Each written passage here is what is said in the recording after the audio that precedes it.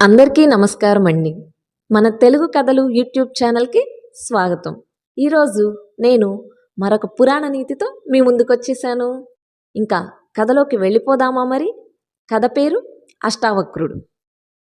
పేరులోనే ఉంది కదండి, అష్టావక్రుడు అంటే 8 వంకర్లు కలిగిన ఒక మహాజ్ఞాని గురించి ఈరోజు మనం ఈ పురాణ కథలో తెలుసుకుందాం. ఇంకా కథలోకి వెళ్ళిపోదామా మరి? పూర్వం ఏకపాదుడనే పండితుడు ఉండేవాడు. ఆయన భార్య సుజాత. ఏకపాదునికి ఎంతోమంది శిష్యులు. వారందరూ ఆయన వద్దనే ఉండి విద్య నేర్చుకునేవారు. భార్యాభర్తలిద్దరూ శిష్యులతో హాయిగా కాలం గడుపుతున్నారు. ఇలా ఉండగా సుజాత గర్భవతి అయింది. పుట్టబోయే బిడ్డ తండ్రి శిష్యులకు వేదపాఠాలు చెప్తూ ఉండగా తల్లి గర్భంలో ఉండి వినసాగాడు. అయితే ఏకపాదుడు శిష్యులకు క్షణం కూడా విశ్రాంతి ఇచ్చేవాడు కాదు. పొద్దస్తమానం పాఠాలు వల్లెవేయించేవాడు. అది గమనించిన గర్భస్థ శిశువు నిద్రాహారాలు లేకుండా పాఠాలు చెప్పడం, శిష్యుల చేత చదివించడం తప్పు అని తండ్రికి తెలిపాడు. తనకు పుట్టబోయే కుమారుడి జ్ఞానానికి ఏకపాదుడు ఎంతో సంతోషించాడు. అయితే పుట్టకుండానే తనను తప్పుపట్టాడని వక్రంగా ఆలోచించాడు కాబట్టి 8 వంకరలతో పుట్టమని శపించాడు. నిండు గర్భిణి అయిన సుజాత మాట మేరకు ఇంటిలోకి కావలసిన సంబారాలు తీసుకురావడం కోసం ఓ రోజు ఏకపాదుడు బయటకు వెళ్ళాడు. అలా వెళ్ళినప్పుడు ఆ సమయంలో అక్కడ ఒక పందెం జరుగుతోంది.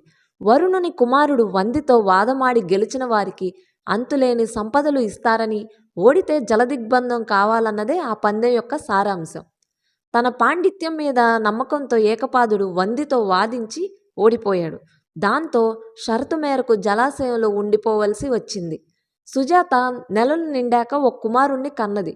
ఆ బిడ్డ 8 వంకరలతో ఉండటంతో అష్టావక్రుడు అని పేరు పెట్టారు. అదే సమయంలో సుజాత తల్లికి శ్వేతకేతు అనే పుత్రుడు కూడా పుట్టాడు. అష్టావక్రుడు బాల్యం నుండి ఉద్దాలక మహర్షి వద్ద విద్య అధ్యయనం చేస్తూ మంచి పాండిత్యం సంపాదించాడు.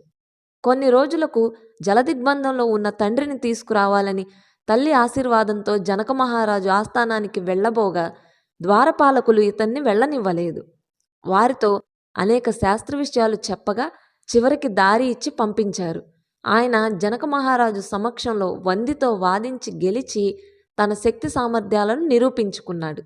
జనక మహారాజు ఆ బాలకుణ్ణి అభినందించి, మహాజ్ఞాని, ఏమి కావాలో సెలవివ్వండి అని అడిగాడు. తన తండ్రిని విడిపించి వందిని జలమజ్జితుణ్ణి చేయమని కోరాడు అష్టావక్రుడు. వంది తన తండ్రిని జలదిగ్బంధం చేయలేదని, తన తండ్రిని వరుణుడు చేసే యజ్ఞం వద్దకు పంపాడని తెలిసి వందిని కీర్తించాడు.